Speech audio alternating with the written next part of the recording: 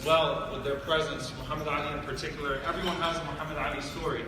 Ed Gray is a radio host. He hosts here in Dallas, and I had the blessing of having him in my Islam and Civil Rights class at SMU this year.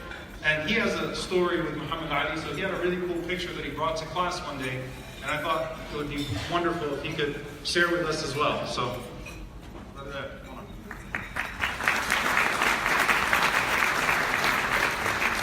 Assalamu alaikum.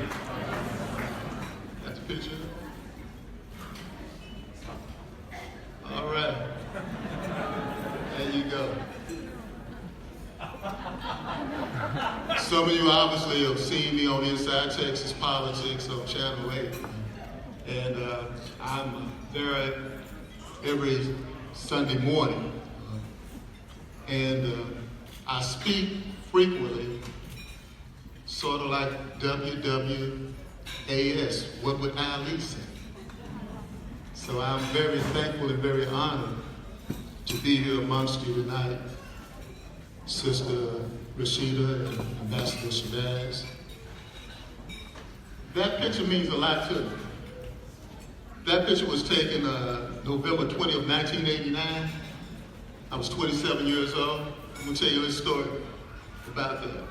I've always grown up wanting to be like Muhammad Ali, like a lot of other people did. I remember exactly where I was at on March 10th, 1971. I was winning the heavyweight championship of the world at Miller Elementary School. But when I look at that picture and I see that picture, you know, I modeled myself after Ali. I did everything like him. I tried to talk like him. I tried to even comb my hair like him. Obviously, you know that's been a long time ago. 1989 was very important to me. That was the year that I got married. That was also the year that I lost my son. I have 4 daughters, 1 son. And you know, when I'm on TV, everyone likes to, you know, think when you're a so-called celebrity, as some people think I am, they want to seem like they know you. And I felt like I knew Muhammad Ali. So picture this. November 11th, my son died. November 20th, I saw Muhammad Ali. I was still in mourning.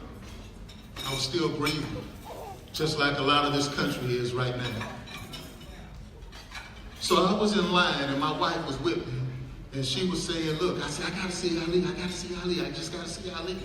So I'm standing in line, and they have this place over in Fort Worth called Sanger Harris. Show you how long ago it is. They don't even have it no more. So I'm standing in line, and it's a place just like this, and Ali's selling his cologne. And Ali's selling his cologne, he's up at the table. And it's a bunch of people, and Ali says that I'm going to go ahead and shut the doors, that anybody and everybody that's here today will get an autograph. Celebrities don't do that no more. When it's time to go home, they go home. So I stood in line, and I'm just going one step, one step, one step. I'm going forward and forward and forward. And I tell my wife, I said, there he is, there he is. And I said, I'm one step away from greatness. One step away from greatness. I could just sit there and just talk to him. I'd be able to just feel his spirit inside me, and my pain would somehow go away. So I got all the way to the table.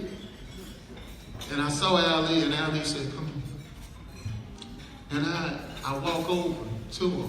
And this is before Parkinson's took over his body and racked his body, but it never racked his soul. And he was shaking. And at SMU, they tell us that in this course, they say to be human, what separates us from everyone else is the fact that we reach out in our humanity to someone else. Ali's hands were shaking, and I put my hands over his hands in order to, to hold the paper so it wouldn't shake. And he did this. He looked at me and he went like this. I said, oh my God. I done infuriated the chimp. I made a man. So I said, I don't know what Ali's thinking. I don't know what he's thinking of me putting my hands on his hand. And I said, what can I do to make this situation better? So I thought about it, and I said, Float like a butterfly, sting like a bee. No one can't touch me, not even Ali. And Ali looked at me, and all of a sudden, you know, he had a flashback of some sorts. And it wasn't 1989. It wasn't 1979. It wasn't 1969. It was 1964. He went back in time just for that one brief moment. And he said, "What'd you say?" I said, "I'm knocking out all bums, starting with you. My name cannot be denied because in a very short time, I will knock out Ali on his backside." Ali warmed up to that and he started saying, "I didn't nickname all my opponents." That's where you see that right there. He said, "I nicknamed all my opponents. Sonny Liston was the bear. Joe Frazier was the gorilla. George Foreman was a mummy." You are crazy.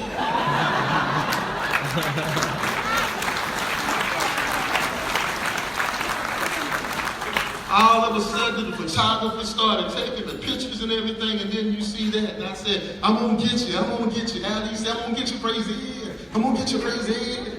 And I said, "This is great." Moments ago, that moment's lasted all my life.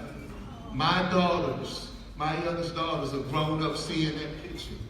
They see that picture along with pictures of our other family members because Ali was part of our family. He's part of all of our family because he is part of our humanity. And that is what made Ali truly the greatest. Thank you, and God bless you.